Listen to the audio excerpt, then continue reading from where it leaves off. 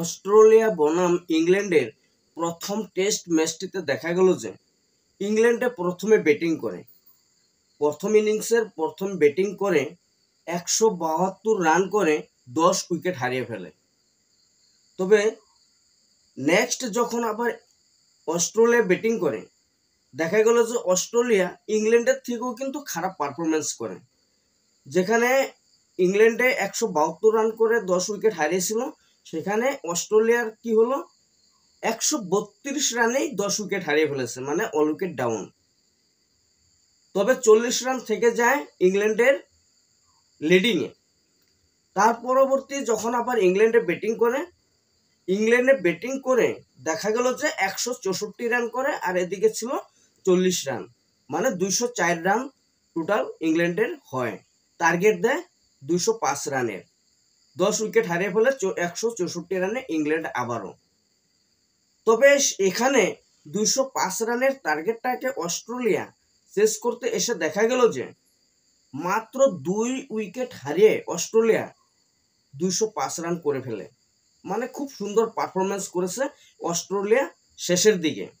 তবে এখানে দেখা গেল যে অস্ট্রেলিয়ার তরফ থেকে ট্রাভিস হেড 123 রান করে মাত্র 83 বলে, 123 রান করে ট্রাভিস হেড, 16টি 4 এবং 4টি ছক্কা হাঁকায়।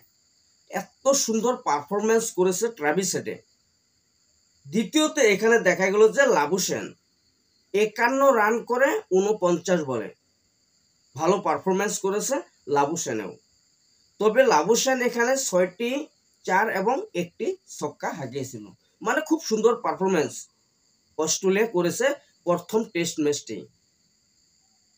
টেস্ট ম্যাচটা। অবশ্য ইংল্যান্ডকে 8 উইকেটে হারিয়ে অস্ট্রেলিয়া জয়লাভ করে ফেললো, মানে দারুণ পারফরমেন্স। মানে এই ম্যাচটা এমন খেললো ইংল্যান্ড ভার্সেস অস্ট্রেলিয়ার এই টেস্ট ম্যাচটা, প্রথম টেস্ট ম্যাচটা, মানে দুদিনেই মানে ম্যাচটি কিন্তু সমাপ্ত হয়ে গেল।